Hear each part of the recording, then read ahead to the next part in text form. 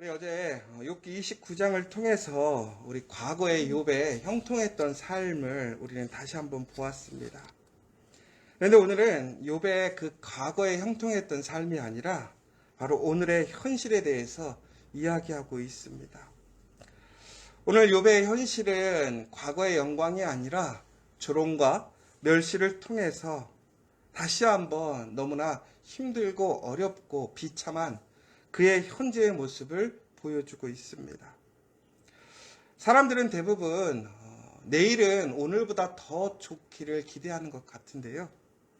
욥의 오늘의 현실은 오히려 오늘보다 내일이 더 어려운 것 같습니다. 여러분들 어떻게 사시겠어요? 오늘 우리가 정말로 내일을 살아가는 소망은 내일은 조금 더 나아지겠지라는 그런 긍정적인 마음 아닙니까? 그런데 오히려 내일은 더 나빠질 거라는 그런 것이 확실하게 여러분들에게 인식되어 있다면 여러분들은 그 내일을 어떻게 맞이하실 수 있겠습니까? 더 나아가서 오늘 욥은 참 비참한 모습을 보게 됩니다. 왜 그러냐? 지금까지는 그래도 좀 비슷한 사람들한테 무시당했어요. 이게 사람이 자존심 상하면 이게 참 그것만큼 마음 무너지는 일이 없더라고요. 예전에 저도 참 힘들고 어려울 때 누군가에게 도와달라고 해야 되는데 그거 참 어렵더라고요. 처음에 개척 시작했을 때에 이렇게 개척하면 사람들한테 좀 후원해 주세요, 도와주세요라고 얘기해야 되잖아요. 그런데 사람들이 그러는 거예요. 야, 너네 와이프 돈도 잘 벌고 너네 집 다 잘 살고 그러는데 뭔 도움이 필요해? 이런 얘기를 하는 거예요. 그러니까 되게 기분이 나쁘더라고요. 그러면서 이야기하기 싫은 거예요. 그리고 무슨 일만 있으면 잘 되면 주변 탓이고 못 되면 제 탓인 거죠. 그런 상황 속에서 갈수록 이제 사람들한테 무엇인가를 부탁하고 얘기하는 것 자체가 자존심이 상하는 일들이 됐어요. 그런데 욥은요, 단순히 그러한 상황이 아니라 오히려 예전에 자신이 돌보고 또한 도움을 주던 아주 비천한 자들, 그들의 자녀들에게 지금 비웃음거리가 된 거예요. 그런 거 있잖아요. 우리가 참 어려워서 도와주고 세워줬더니 그 가정이 잘 세워져서 자녀들이 성장해서 삶의 기반을 잡은 것이죠. 그런데 어느 순간 내가 상황이 어려워지니까 그 자녀들이 저를 비웃는 거예요. 그러니까 은혜를 비웃음으로 갚는 거죠. 얼마나 마음이 상하겠어요. 내가 다른 사람들은 무시하고 외면해도 정말 순수한 마음으로 가서 도와주고 힘써서 세워줬는데 그 사람의 자녀들이 고맙다고. 여러분, 우리는 이럴 때 좀 이런 생각을 하지 않아요? 내가 이렇게 선하게 했더니 다른 사람들이 나를 그때 도와줬다, 이런 좋은 이야기들도 있어요.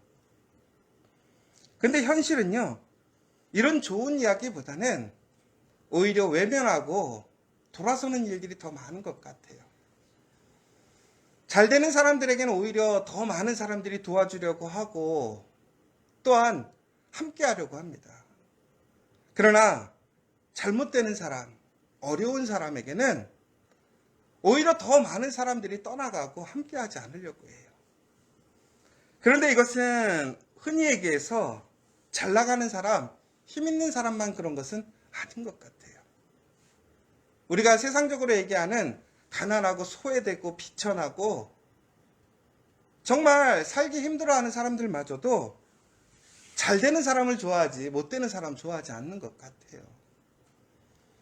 그럼에도 각자의 어려움을 경험했던 사람들은 다른 사람들을 바라보는 모습과 태도는 다를 수 있을 것 같아요.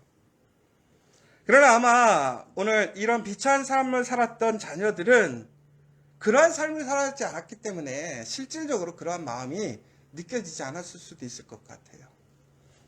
그러나 중요한 것은 오늘 욥이 이처럼 세상에서 가장 비천하고 연약한 사람들, 소외되고 무시당하던 사람들에게마저도 오늘 욥은 비난받고 조롱당하고 있다는 사실입니다. 그때 우리가 참 갑갑하잖아요. 그런데 욥은 바로 이러한 상황들이 하나님으로 인해서 기인했기 때문에 그 문제를 하나님이 풀어주셔야 된다고 생각하고 있어요. 그런데 이게 더 힘든 것 같아요. 얼마 전에 이제 그 한국 넷플릭스에서 오징어 게임 다음에 이제 지옥이라는 드라마가 지금 다시 오픈했어요. 그래갖고 지금 또 다시 막 전 세계적으로 뭐 2등, 1등 이렇게 올라가고 있다고 해요. 관심을 가지고 저도 봤어요. 우리 가족들이 다 같이 봤어요. 근데 막 저는 보는데 막 우라통이 터지더라고요. 막. 이게 어느 날 신의 계시가 내려오는 거예요, 사람들한테. 어떤 내용이냐면 갑자기 나타나서 너는 언제 죽는다 이렇게 얘기해 주는 거예요. 그러면 갑자기 괴물 같은 3명의 어떤 그런 형상을 가진 아주 그런 괴물 3명이 나타나서 사람들을 무지막지하게 막 패요. 온몸을 피투성이가 될 때까지 때려요. 그리고 나서 그 사람들에게 광선을 쏘아내가지고 완전 불태워 죽여요. 중국에는 이런 거였어요. 죄를 지은 사람들, 불의하게 살았던 사람들을 신이라는 이름으로 거기서는 그러한 어떤 심판자를 보내서 심판하는 거였어요. 그러니까 그게 지옥이라는 거예요. 그러니까 죄 지으면 이렇게 고난당하고 고통당하고 전국에는 지옥이 있다. 이런 얘기를 이제 이야기하려고 했던 것 같아요. 그러면서 그런 어떤 사이비 종교자들이 그러한 것들을 하나의 종교처럼 이용하는 모습을 보게 돼요. 그런데 중요한 것은 그 현상이 왜 일어나는지 아무도 이해하지 못해요. 그러나 그 결과를 해석함에 있어서 사람들이 그 해석을 어떻게 하느냐에 따라서 그 사회가, 그 세계가 어떻게 변화되는지에 대해서 얘기를 하고 있어요. 근데 뭐 다른 것들은 다 영화를 보시면 알겠지만 저는 그것이 제일 답답했던 게 뭐냐면 왜 하나님이 저렇게 어떤 무지막지하게 하나님이 심판하시는 하나님, 너무나 무섭게 힘들게만 하는 하나님으로 비춰지는 것. 그리고 전국에는 영화에 보면 이제 그 죄를 지은 사람에게만 흔히 얘기해서 계시가 나타나는 게 아니었어요. 무작위로 애기에게도 나타나고 착하게 사는 사람들에게도 나타나는 거예요. 그런데 그것을 이용하는 종교 지도자들이 그것을 숨기는 거예요. 자기네 어떠한 기존에 자기들이 생각하는 교단의 어떤 그 이론을 지키려고. 그런데 그 상황 속에서 사람들이 의심하기 시작하는 거죠. 하나님도 실수한다. 이제 흔히 얘기하면 이런 거예요. 신도 실수하고 신은 아무런 주관이 없다. 자기 마음대로다. 그러니까 우리가 흔히 얘기하는 예전에 고대의 신, 특히 그리스 로마 신화에 보면 그런 신들과 성격이 참 비슷해요. 실수도 하고요.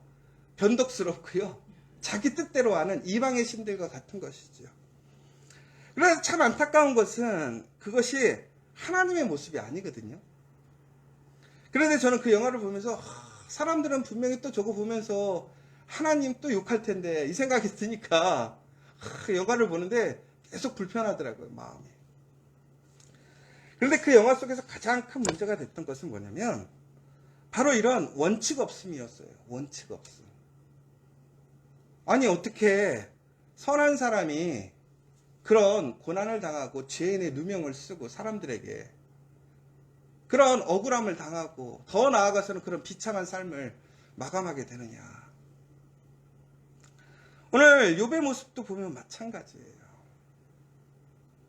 아니 어떻게 욥처럼 이렇게 선한 사람이 이렇게 고난을 당하고 또 어려움을 당하고 조롱을 당해야 되느냐라는 거예요. 세상에 가장 비천한 자들에게마저도 조롱을 당하고 있단 말이에요. 그런데 오늘 11절에 보면 이렇게 나와 있어요. 하나님이 내 활시위를 늘어지게 하시고 나를 곤고하게 하심으로 무리가 내 앞에서 굴레를 벗었음이니라. 그러니까 욥은 오늘 이 모든 일들이 하나님께서 자신의 힘을 빼고 하나님께서 이 고난을 나에게 주셨으므로 내가 이렇게 고난을 당한다라고 얘기를 하는 거예요. 근데 사람들은 이해가 안 되는 거죠. 하나님의 말씀대로 살면 잘 살아야 되는 거잖아요. 행복해야 되는 거잖아요. 여러분, 여기서 우리가 항상 기억해야 될 사실이 뭐냐? 우리의 삶의 형통함과 잘됨이 결코 그것으로 인해서 우리가 하나님의 말씀의 은혜 안에 살아가고 있다는 증거가 될 수 없다라는 거예요. 여러분, 그러므로 우리가 어떠한 하나님을 따라서 하나님을 향해 살아간다는 것이 우리 인생에 잘 사는 것으로 바뀌어져서는 안 된다는 사실인 거예요. 종국에는 우리가 잘 되거나 못 되거나 어렵거나 힘들거나 우리는 항상 하나님을 믿고 의지하며 하나님의 말씀을 지켜서 살아가야 한다는 거예요. 더 나아가서는 우리는 너무나 쉽게 그러한 삶의 형통함과 어떤 실패 가운데 그 사람들을 그것으로 판단하거나 비판해서는 안 된다는 거예요. 여러분들, 특히 우리 믿음의 사람들 중에 잘 살다가 무너지는 사람들이 있어요. 여러분들은 그 사람들을 보시면 참 마음이 아프세요? 아니면 내가 저럴 줄 알았어도 이런 생각이 드세요? 저는 한 10에 보면 8은 그래 저럴 줄 알았어 이렇게 생각이 드는 것 같아요. 한 2명은 그래도 제가 좀 잘 알고 이러면 하나님 이해가 안 되네 이런 생각이 드는 것 같아요. 우리가 잘 알지 못하면 우리도 그냥 너무나 쉽게 그냥 상황을 가지고 단순하게 판단하고 비판하고 정죄하는 일들이 참 많은 것 같아요. 여러분, 그러나 하나님의 뜻은 우리가 이해하기에 너무나 쉽지 않은 일들이 많이 있습니다. 그러므로 우리가 해야 할 일은 단순히 상황을 가지고 어떠한 사람들이나 그 현상을 비판하고 단정 짓기보다는 우리는 항상 하나님의 그 말씀의 기준에서 오히려 힘들고 어려운 사람들을 돕고 세워주고 위로해주는 그러한 사람들이 되어야 할 것 같아요. 중요한 것은 우리가 당연히 정죄받아야 될 사람들도 있어요. 그러나 그 사람들이 힘들고 어렵다면 어떻게 해야 될까요? 손을 잡아줘야죠. 그게 교회의 사명인 것 같아요. 또 너무나 훌륭하고 잘 살아가는 사람들 칭찬해 줘야겠죠.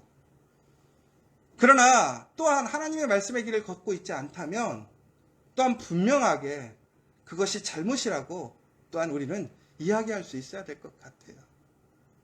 그러나 우리는 하나님의 말씀이나 혹은 하나님의 그러한 명령이 기준이 아니라 우리의 삶의 모습이 기준이 될 때가 얼마나 많은지 모르겠어요.